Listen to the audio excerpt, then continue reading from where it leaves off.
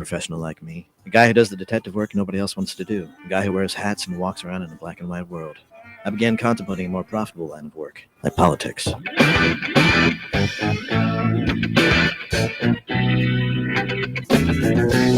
the show you want to know.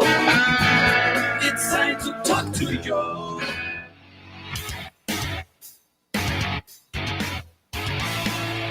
All right, folks, good afternoon. Tuesday afternoon, that is. March 4th already, 2025.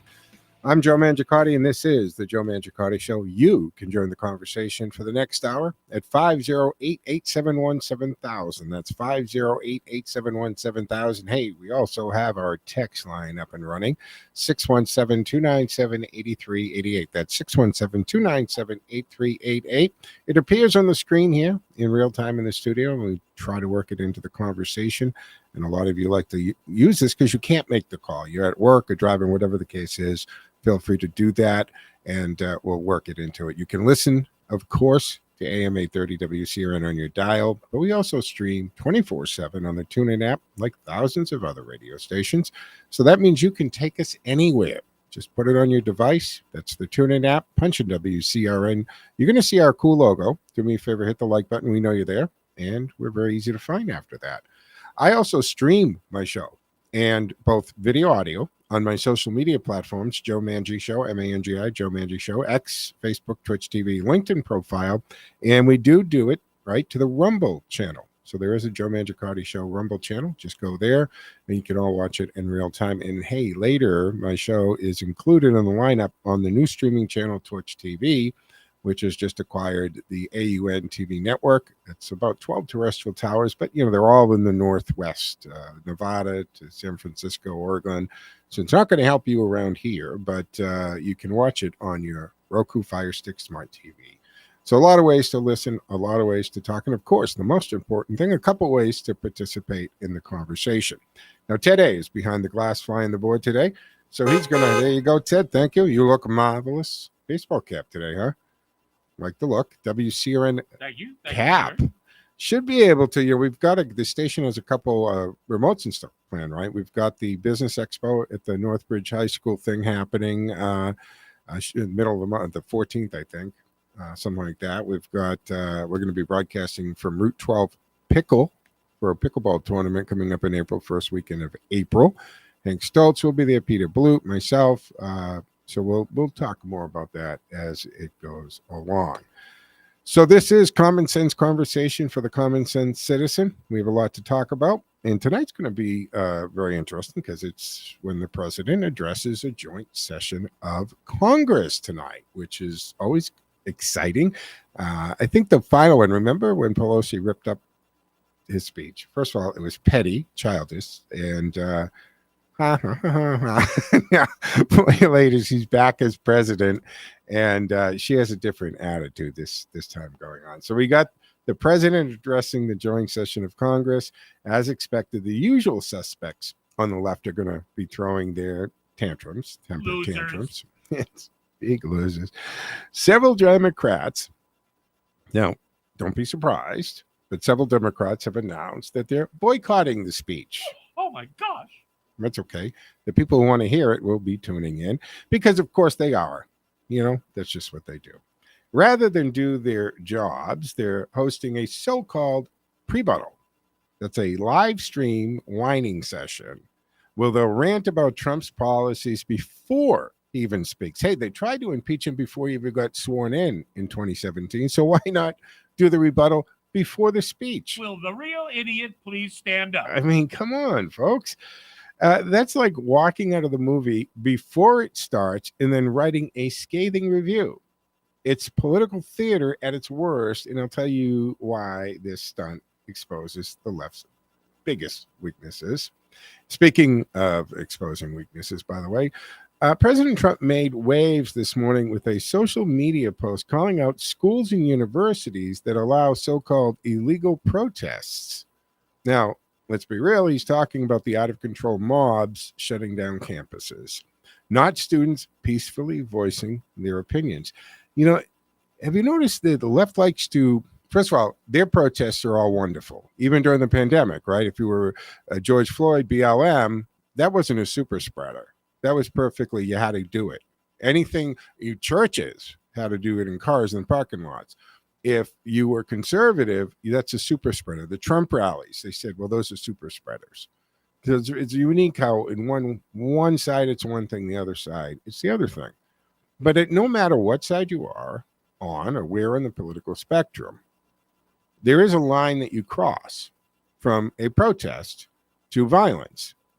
And no issue, no matter how self-righteous you are or how correct you think you are, justifies throwing bottles of ice or rocks or bleach or doing anything, breaking glass or putting your hands on anyone. Joe, Yes. does arson fall into that list? Let me check. Oh, yeah, it does.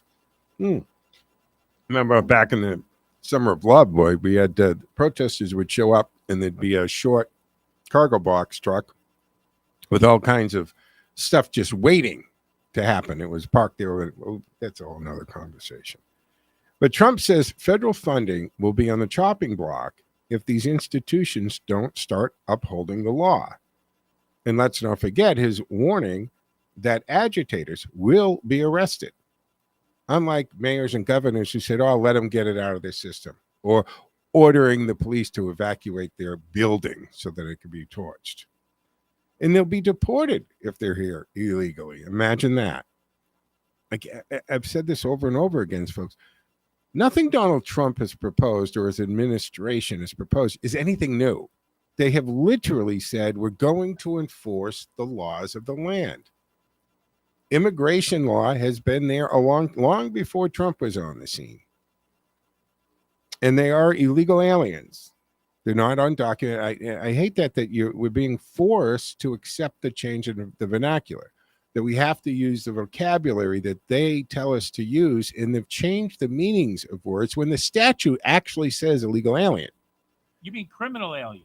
They are criminal aliens, but the legal statute says illegal aliens. That's a perfectly legal, acceptable term. But see, that's Orwellian. When they control the speech, they control your thought. So don't go for that. It's the same thing on the transgender issue. And I'm talking about the athletics. I understand that you're born of one biology, but you feel you belong to the other. That's fine. That's your path. Do that. But you say in a transgender female, you are a male identifying as a female. All right. Saying that you're a female doesn't change the biology. You know, the whole thing about the deserted island, come back in 100 years. Yeah. Isn't dysphoria a mental condition? It is actually, yes.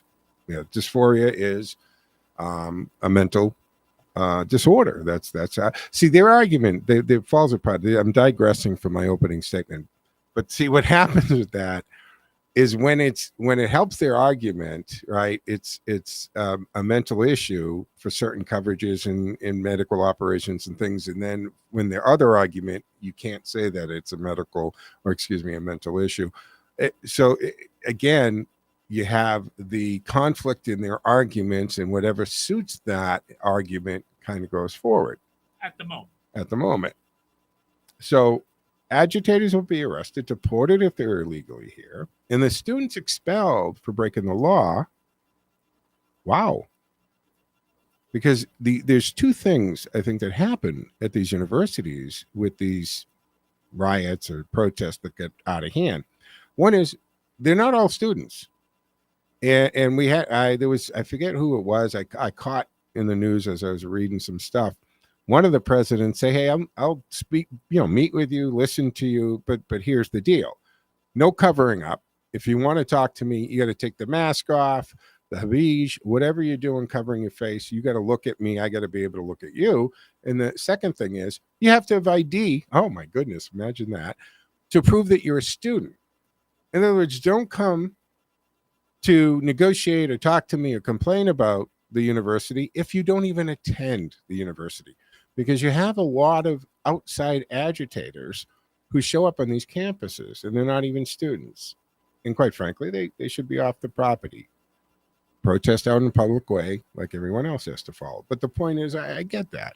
And imagine asking for an ID. Well, not everybody can get an ID. So what are you going to do about that? I don't know. So the agitators will be arrested, deported, students expelled. Common sense, right? But the media is losing its mind over this. We'll break down what's really happening on college campuses, why this move is long overdue. And if you thought it was bad, wait until you hear what Senate Democrats pulled last night. They just killed the Protection of Women and Girls Sports Act, a bill that would have protected female athletes from having to compete against biological males. Every single Democrat voted against it. I don't understand why they think this is the hill to die on. It's an 80-20, sometimes even higher than 80-20 issue. So what's the strategy there? Anyway, every single one. Even tennis legend Martina Navratilova, who's a staunch Democrat herself, is calling them out. It's about time. Okay, Martina is calling them out. She said she's mad as hell that her own party completely abandoned women on this issue. And she's right. We'll break down how Democrats who claim to be champions of women's rights just threw female athletes under the bus, and why they're so afraid to stand up for basic biology reality. And finally, what's a night of hypocrisy without the Democratic Party's latest attempt to weaponize a government against their enemies? House Democrats are planning to bring so-called victims, I love that, right? Victims, everybody's a victim, of Trump's policies tonight to tonight's speech. Now, folks who supposedly lost their jobs due to Trump's efforts to cut bureaucratic bloat. Now, I don't know what the argument is there, that you should keep me employed even if I'm useless. I don't understand that one. But folks who supposedly lost their job due to Trump's efforts to cut the bloat, well, I don't know. There are some Democrats, we're running against the clock here. There are some Democrats who have never met a regulation they didn't love, who cheered when businesses were shut down over vaccine mandates, and who have spent years defending job-killing policies, but now suddenly they care about workers' pleas. We'll expose their game, their talk. We'll talk about Trump's push for government efficiency, exactly what the country needs. Going to take our first break. Come back on the other side. We'll go right to the phones. Back in 2 and 10, folks. Stick with us.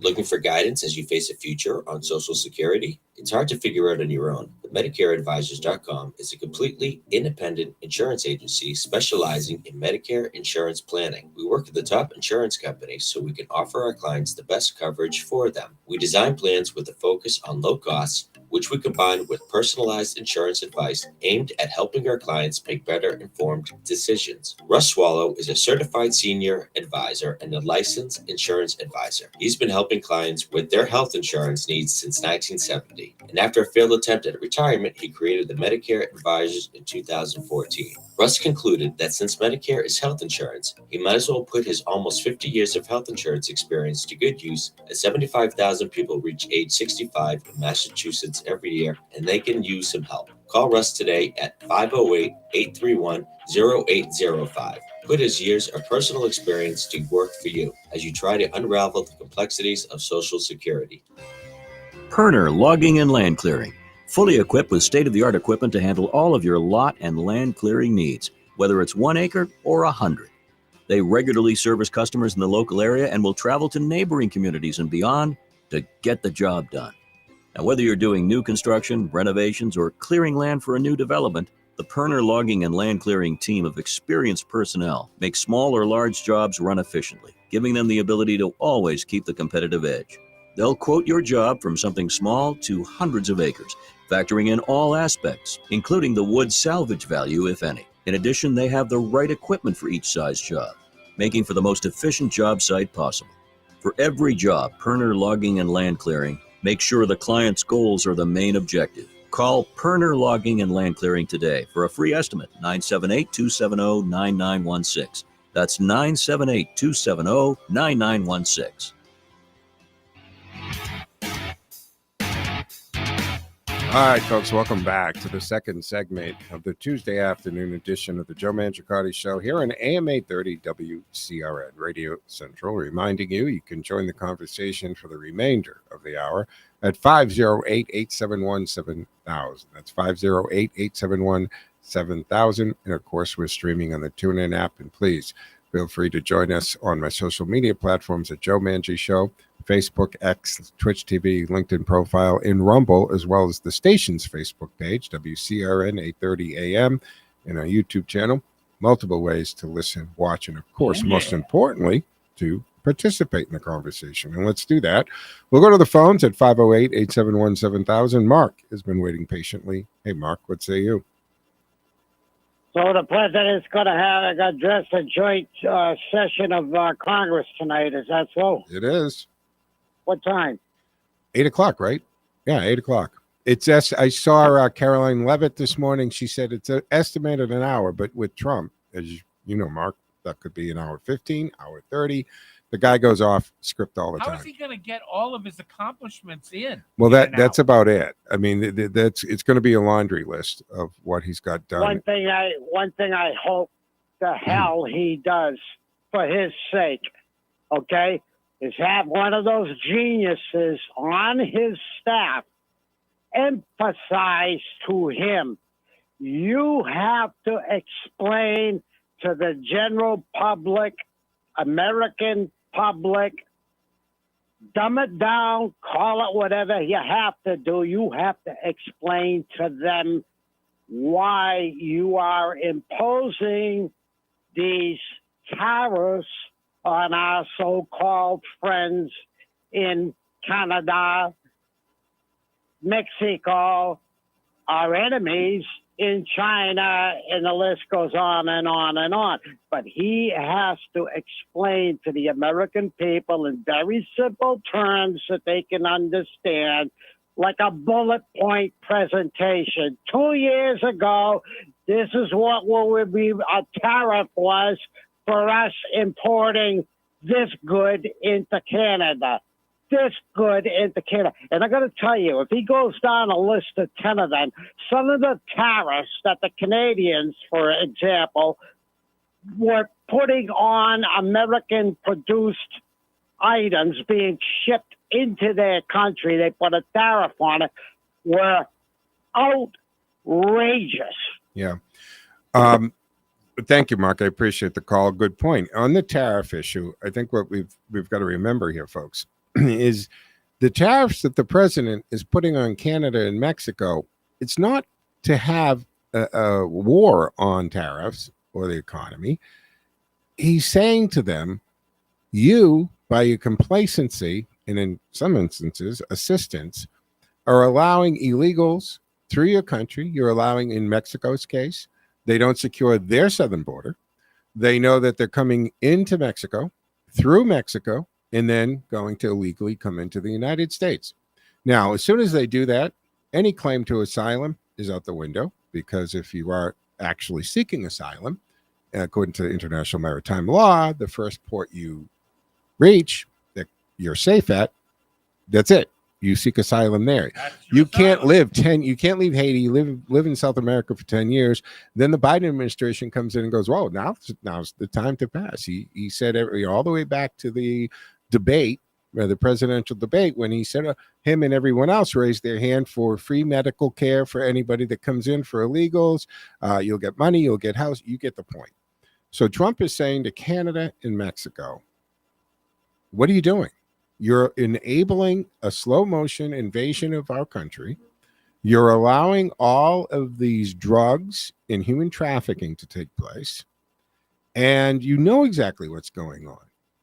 So I'm going to put these tariffs on you because you're costing us billions of dollars in having to take care of these people. Even if we're going to round them up and hold them, that's going to cost billions of dollars. So those tariffs are being put there as one of the tools in his toolbox that the president has access to do. Is it punitive? Absolutely. It's punitive. Plus, you've got the compound issue of the inequity. Wow, equity. huh? The inequity of tariffs on American goods at multiple times tariffs, if we even have them on their goods. And all President Trump is saying the same thing he was saying 30 years ago when he was doing the couch doors, right? On Letterman or whatever. America's been treated unfairly. We've been paying the freight here to the tune of billions of dollars. It's just not fair.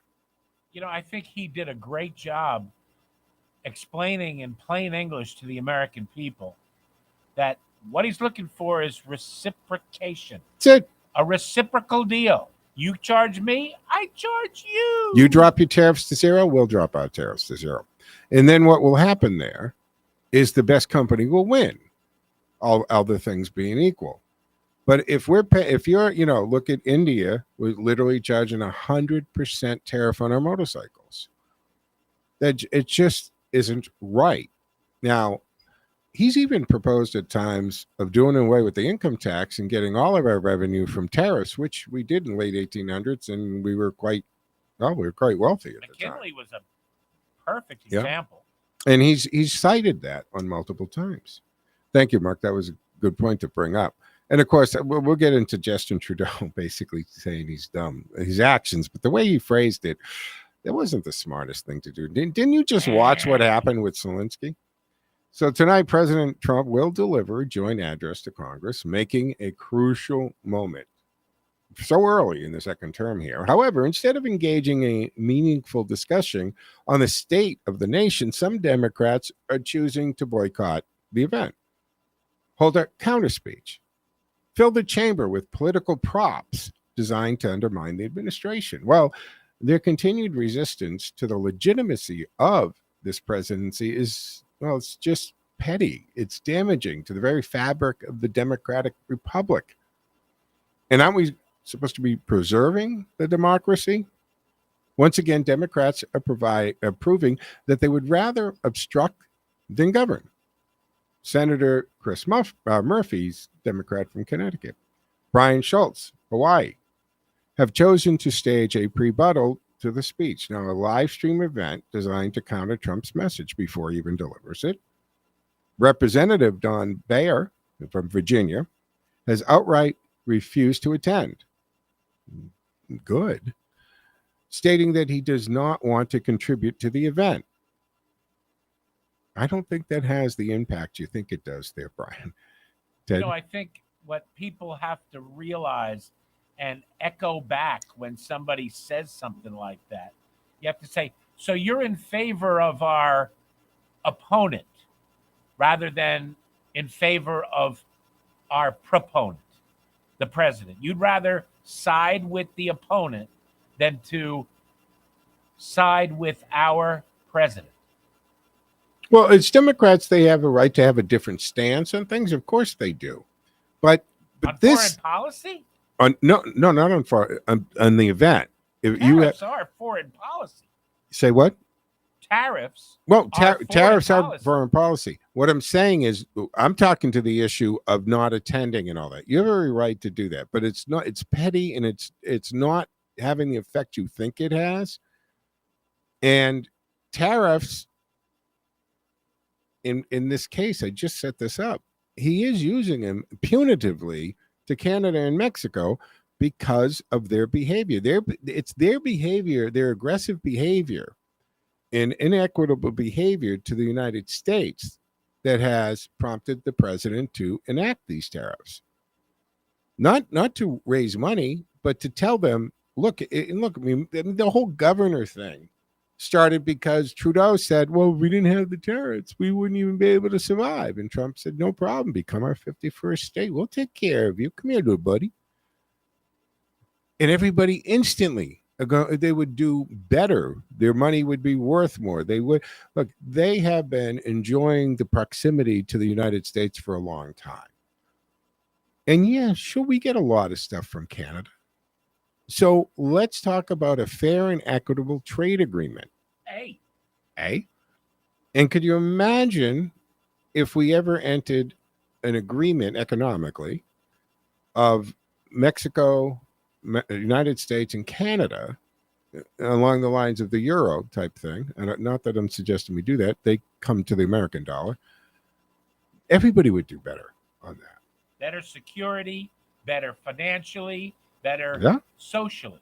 Yeah, it makes a lot of sense. So again, I go back to when Trump says some of these things, whether it's Greenland or Canada, 51st state, and so forth. You got to remember, he knows what he wants, and he always does the high, right? He goes for the outlandish, and you negotiate him down because I don't care what Greenland's saying; they're a little nervous right now.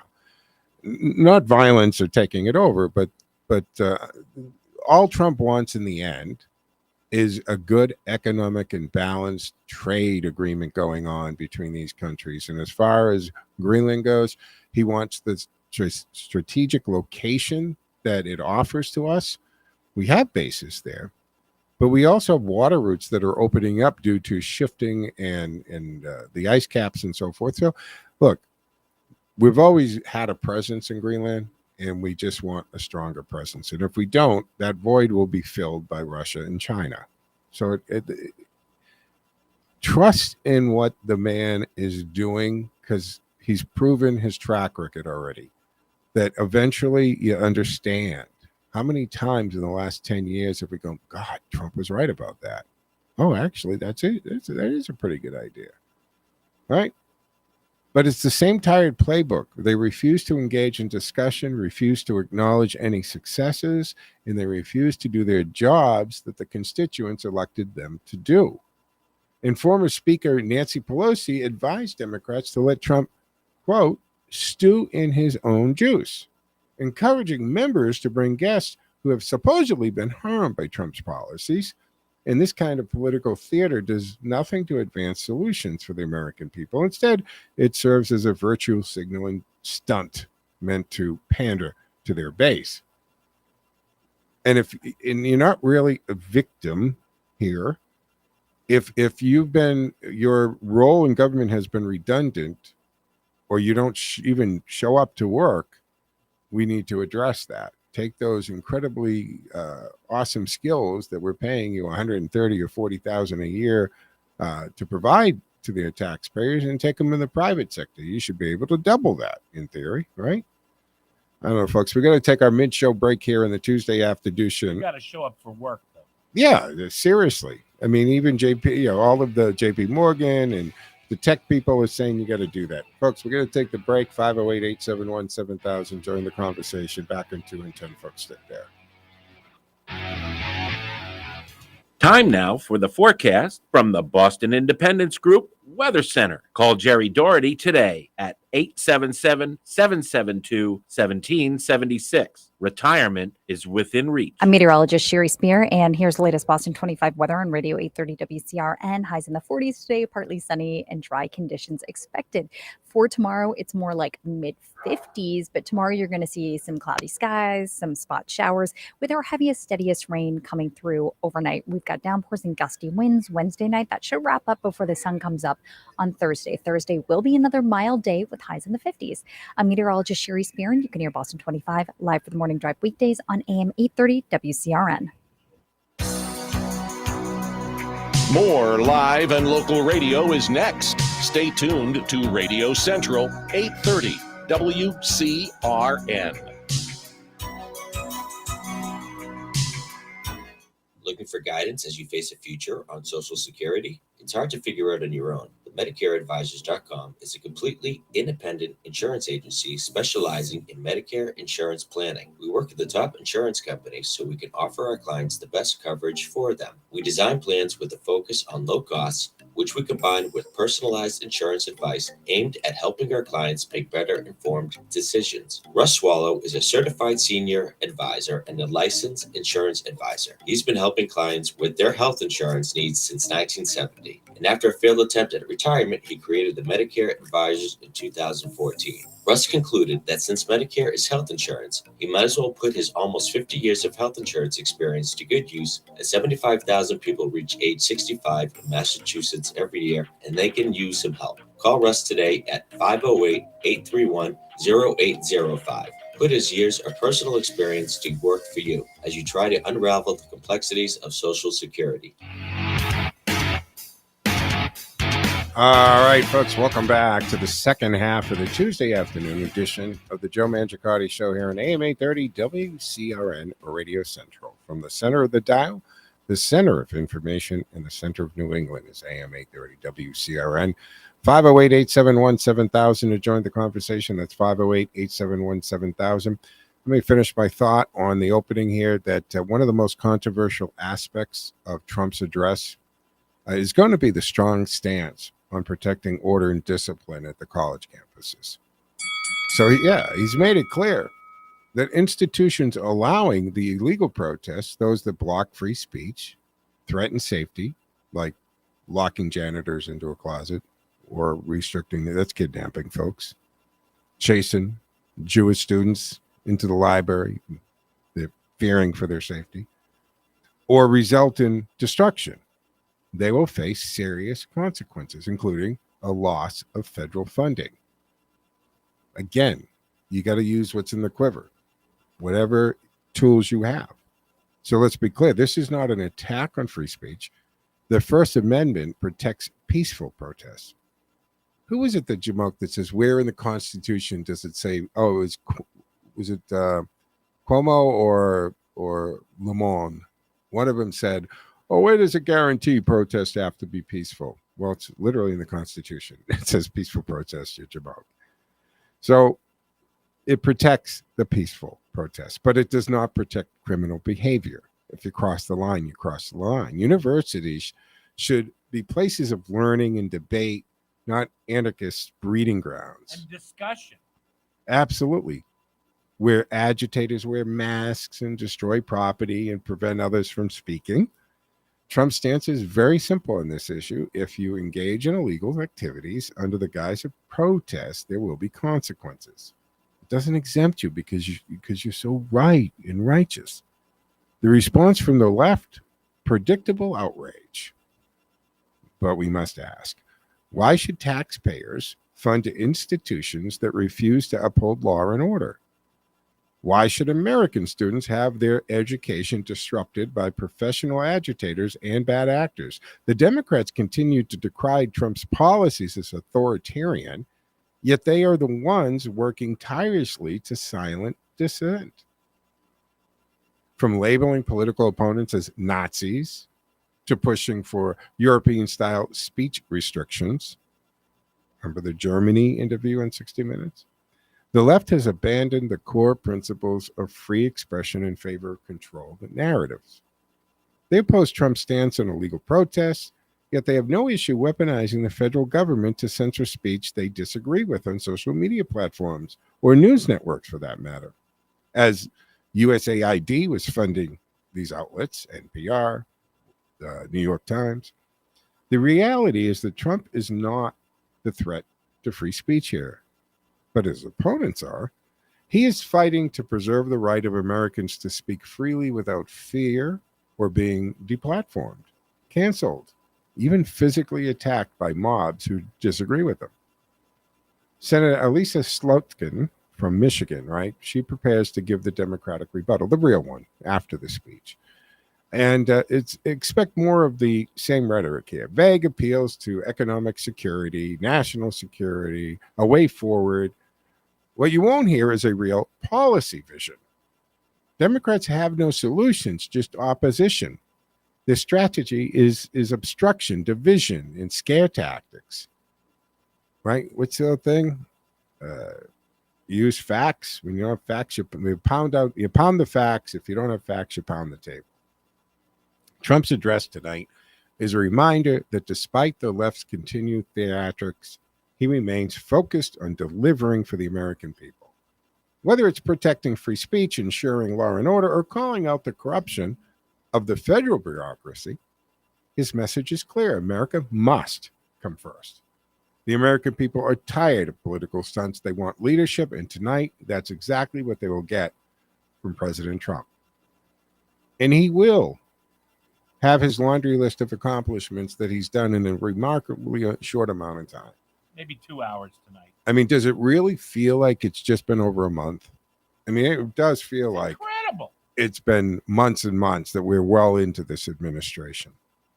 To join the conversation, 508-871-7000. 508-871-7000. Hey, Joe, you just mentioned Yep. an expression, and it reminded me of another. If you can't baffle them with brilliance, Yeah. then boggle them with bovine excrement. Yeah. Those cow chips. Absolutely. 508-871-7000. Let's go to the phones. Ken has been waiting patiently. Hey, Ken, what's up? Good afternoon, Joe. Just wanted to update Mark's question. It actually starts at 9 p.m. Oh, is it 9 p.m.? Okay. Yep. Excellent. And you've gone through a whole list of anticipating things that we discussed. And I kind of like doing that after that, or discussing what actually happened, but it's nice to preview. And I'm just amazed that with every passing day, it's sort of like a set of words popping up over and over and over and over again. And the whole raw minerals, and it's coming up related to Ukraine, it's coming up related to Russia, it's coming up related to Greenland. And I don't think many people are piecing the strategic aspect of all this, which is China. Yep. And that we didn't hear much about this in the campaign. So this suggests to me that in the process of preparing for the new administration, experts went to Trump and laid out just how big of an issue this is. And that's triggered a lot of these new policies that weren't laid out prior to the election, but he's making front center in the most recent weeks strategically, and it really kind of turns upside down with the new proposal related to Ukraine. And then finally, I'm wondering if they're really giving credit for where these minerals are based on where they can be easily accessed versus where there are environmental restrictions. So let me put it this way. I kind of wonder if Alaska has just as many or more than China has. Well, yes, Alaska is very rich, as we know, in oil, of course, but also other minerals. And by the way, just to add to that, Russia, as we know, is a huge landmass. I mean, physically one of the largest countries. And they have the majority of these valuable raw minerals. They just don't extract them, per se. And then the question becomes, okay, you got Ukraine, and the deal was to have this rare mineral agreement signed last Friday. But the end deal, and Ken, I think you're going to agree, it's going to end up with Russia or Putin having parts of what was Ukraine. It's going to happen. I think that Zelensky's going to have to resign himself to the fact that there's some real estates going away. I mean, the entire area of Crimea went away in 2014. He got over that. So it's going to be part of the thing. So, you know, Trump, I think, is trying to think down the road and trying to use this opportunity to create a working relationship with Russia, with Putin. Now, Putin won't be alive for either. Neither will Trump. But if he can put the groundwork in, and I keep going back to that interview I saw with Bassett, Treasury Secretary, who's been part of the envoy, special envoy, and he's been privy to the bigger plan, but he can't share it or talk about it. But he's a fairly, intelligent guy, and he's dazzled by the overall proposal and plan that apparently he's learned or he had to be briefed on. And he has said publicly, if this all is pulled off and Trump gets to where he wants to go with this, it absolutely would warrant a Nobel Peace Prize at minimum. That it's going to. So I think there's more there than, of course, we have access to. But Trump, I think, is trying to bring peace, because I really do think he wants these young men dying on the battlefield to stop. Just stop it. And that Friday, that's what I took away from that, is how many times he said to Zelensky, just stop it. You need a ceasefire so everybody catches their breath and young men stop falling on the battlefield. And then we'll work it all out. And I think what Zelensky did was, I don't know, maybe all of the, members of Congress he met that morning, or the way they've kissed his butt every time he's come over here for 3 years, gave him a false sense of leverage or something. I don't know what he was thinking, Ken. Alternately, you guys, Ken, I'm sorry to cut you. Alternately, the result of his performance is European nations stepping up. So maybe this is part of the plan. I don't know. Again, I don't think anybody has a particular plan. I think events are just happening so fast and reacting to them. I don't know if you heard that apparently the British, just the days before Trump's inauguration, signed a 100-year plan with Zelensky that may have included these rare minerals. I haven't heard anything about that. I mean, if that is the case, Ken, then he entered in bad faith any kind of negotiation with the United States or the Trump administration, obviously. Yeah, there's a lot of really odd things going on, because getting to what is attracting this interest in the rare minerals is AI. That's where the future money is. That we have the manpower to, and nobody else comes close to where we've made advances on AI. But I think China is doing everything they can to dominate what is necessary to power AI, which is these rare minerals. And I think this whole guise of the mines in Africa and the ports that China have been building, all in the name of electric vehicles, I think it was part of that, was a ruse, because they were really concerned, Ken, with the minerals it takes to expand AI. It takes a great amount of minerals and energy to support that. Final word, Ken, you got 5 seconds. No, I don't think we do. Ken, thank you for the call. All right, folks, we're going to take a third and final break here. Stick with us. I'll be back in 2 and 10.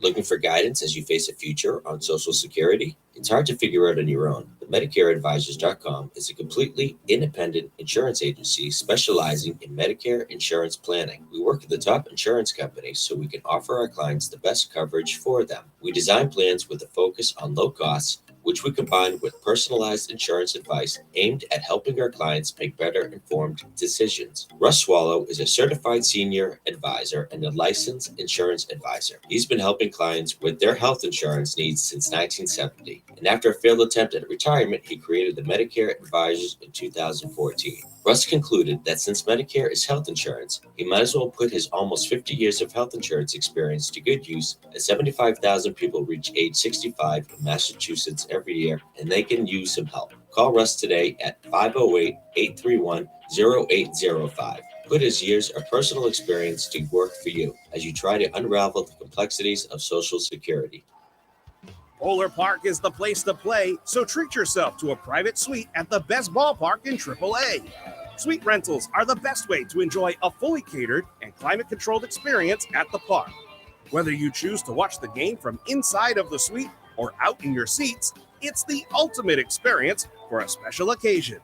Visit WooSox.com or call 508-500-8888 to reserve your suite today.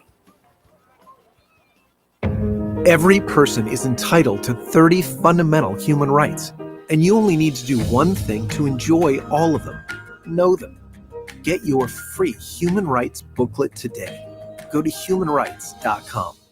WCRN, where the left and the right meet in the middle. Whether you lean left, lean right, or just want to stay informed, WCRN has you covered with diverse voices, lively debates, and thought-provoking discussions. You'll hear it all right here. Radio Central. All right, folks, welcome back to the third and final segment here of the Tuesday edition of the Joe Mangiacotti Show on AM 830 WCRN. 508-871-7000 to join the conversation, 508-871-7000. Let's go to the phones. We've got a lot of people waiting patiently. Let's go to Dan first. Dan, thanks for calling. What say you? Give a second to get that set up. There you go, Dan. How you doing, Joe? Well, what are you thinking? Yeah, I'm calling because I haven't talked to you since Friday, and the whole thing with Lindsay. No. People got to realize here, everybody was attacking Trump on the phone call, right, with Zelensky way back, but nobody talks about this. On February 22nd, 2014, Obama participated in an overthrow of Yanukovych. Okay. He was the guy before Zelensky, and it was a phone call between Victoria Nuland and U.S. Ambassador to Ukraine Jeffrey Pyatt, who talked about the Ukraine and who's going to be installed next. Did you hear that conversation? Because it got leaked. Yeah, absolutely. And she was straight out like, "Yeah, that doesn't work for me. No, we got to get rid of him." I mean, it was brutal, but nobody got in trouble over that. No. And all Trump said to Zelensky was, "What's all this, kind of corruption and kickbacks I'm hearing about? Would you work with my attorney general to see if you can work it out?" But the problem is the criminal in this was Joe Biden. And because that was going to be his candidate, or his opponent, I should say, they said, well, that's using the power of the government to go after your political opponent. No, not when he actually committed a crime. It isn't. Yeah. So in came Zelensky. But the thing, too, is Victoria Nuland worked for the Clintons. She worked for the Bushes. She worked for the Obama. She worked for Biden. She's heavily involved in the Ukraine scandal with USAID money. And the thing here, too, is Robert Kagan, her husband. You notice they use different names, work for the Bushes, okay? And then you got Lisa Carty, who was the UN ambassador, okay, put in by corrupt Joe Biden. But her husband, who was head of the CIA, different name again, William Burns, with the Burns family goes way back before the 1900s. And matter of fact, he's a Carnegie, right? So, and he was involved. There was 3 trips, okay, to the Ukraine with his wife, okay? And one time they went with Victoria Nuland, another time with Lisa Monaco, and it was another time with just him and his wife. And the meetings with NATO and the washing of money through the English bank into the Scottish bank. And that's what's going on. But nobody talks about that stuff. They don't talk about how and Blinken's involved, and the other guy, Ron McClain, they're heavily entrenched in this stuff. And John Bolton. Oh, Dan, you're doing the hit list of real jamokes here.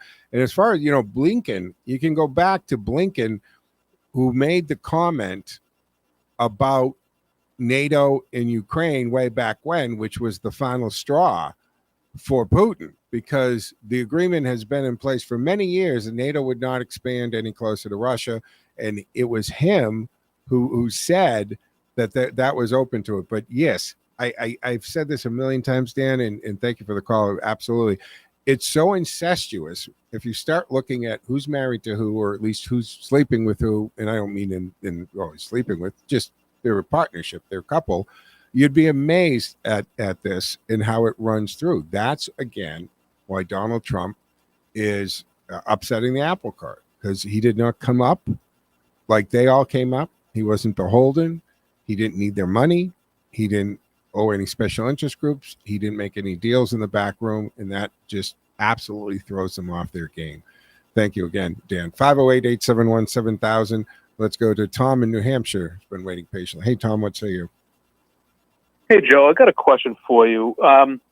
When we're here on the sidelines watching all of this failed negotiation recently between Trump and Zelensky, I'm wondering now, is it possible that this was the plan all along, to sort of dangle a carrot and have somebody else take the bait, and that there was some loud talks about Greenland and the Panama Canal and Canada being the 51st state, and it was all kind of funny, but it's all gone quiet.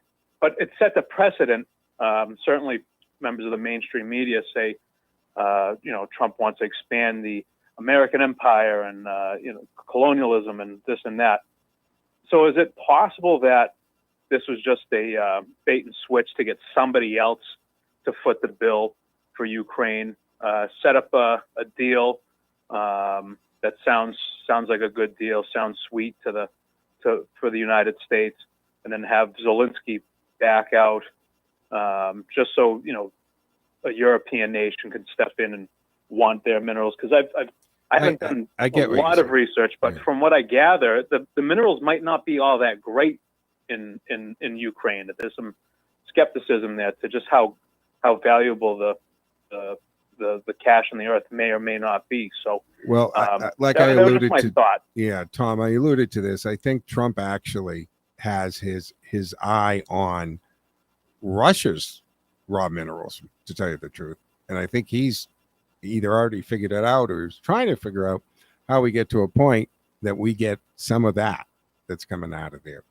But I honestly think that it did start out with Trump inherited this situation and saw the amount of money coming from hardworking taxpayers for no real logical reason. Because remember, Biden, he didn't jump. Nobody thought Kiev was going to last. Nobody thought Ukraine was going to last.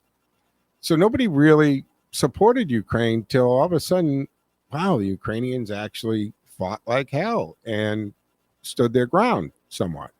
And then the tide turned. And Trump inherits this, Tom. He looks at this and he goes, we got screwed. And we got to pull some money out of here. And then when he found out that the other European nations that kicked in, they all did it in forms of loans. So they all have paper on this stuff that they're supposed to. But Joe Biden just gave most of the money. Not all, but most of it. And so I think Trump really did set up saying, no, we got to get something out of this. We don't need your wheat, right? They're the breadbasket of Europe. We don't need it. We got our own wheat.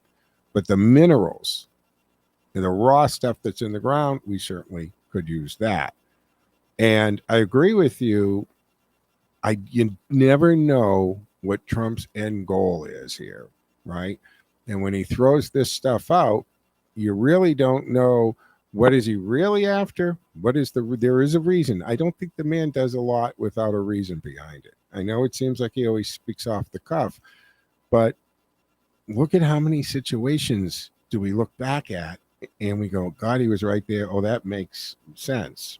You see what I'm saying, Tom? So I think he started with well, we got to get some money back, and this is one way to make us whole for what we did. And I think he's pissed that Europe was at least smart enough to get it as loan money. Tom? I follow that thought process, and it all makes sense to me. I just think that, I don't know, I certainly don't know the man personally, but I would assume that Trump, to have acquired as much wealth and success as he has, that he doesn't think one-dimensionally. No. So his primary goal might have been that, to try to get something out of this deal.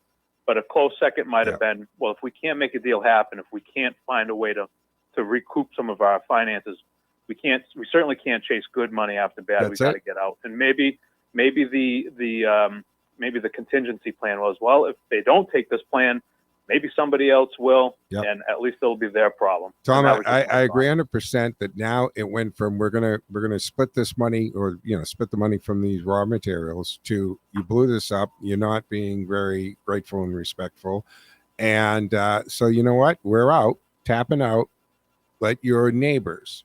And I think Zelensky, if you go look at that, Tom, when Zelensky said that thing about because you got an ocean and you don't feel it yet, I think that was taken as a threat.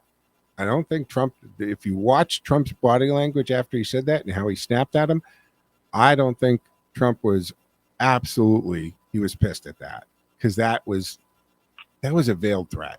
That was, and he said, you have no position to tell us how we feel or what we're doing. So I think, that was, if it wasn't blown up, that's when it blew up already. I mean, it just wasn't going to happen.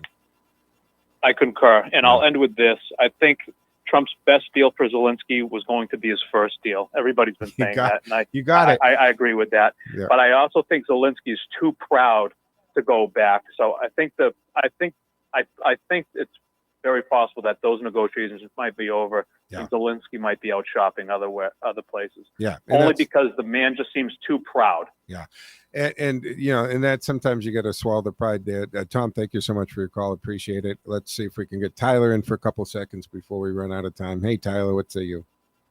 He's trying to deal with Britain and the Ukraine minerals border and annex the 7-point agreement he signed when the CCP disbanded. Trump said you shouldn't have started the war. He did, and now he's paying the price. And people have to realize there's a certain version in the press which you're not going to always hear. You will hear it here. And I had this checked out in Ukraine. My friends that lived there spoke to me. They said Zelensky's a little bit of a dictator, and he signed that agreement with Britain, and then Russia found out it's their land. That's what they're fighting over. That's the core of the problem. So you're saying that Zelensky signed a deal with England, but it was for land that already belonged to Russia or land that Russia acquired when they invaded? When CCP broke down, they had a 7-point agreement for distributing land. It was on the border, and he signed the agreement knowing there was a fortune there. And Putin said, hey, that's actually our land according to the agreement. That's why he started the war. Trump said you shouldn't have started the war. That's the truth. Yeah. Yeah, and not to mention, there was that issue of NATO and all that, because, look, Putin could not allow NATO to be touching. That was never the deal. But, yeah, there's always, right, what's the old thing, Tyler? Follow the money, follow the money, follow the money. Yep. And 200,000 fighters in Syria getting paid by us, USA. We're feeding al-Qaeda fighters in Syria. I told you they were creating the war and selling weapons at both sides. The truth is coming out. The hellstorm is over. I'm leaving. I'm selling my house. Put your house up here for WCRN. Yeah. Tyler, I'm against the clock. Thank you for the call. Always greatly appreciate it all the time. Folks, it's going to be wrapping us up here on the Tuesday edition of the Joe Mangiacotti Show on AM 830 WCRN. I'm in D.C. tomorrow, so Peter Blute will be sitting in at 1 o'clock tomorrow afternoon. So please give him the courtesy and time as you would me. But, hey, folks, have a fantastic day. Joe out.